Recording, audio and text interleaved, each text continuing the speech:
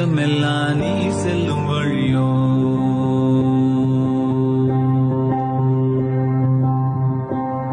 இங்கு பறந்து கிடக்கும் பூமி உனக்கும் தந்ததையா, இங்கு இருக்கும் அத்தனை சாமியும் உனக்கும் சொந்தமையா.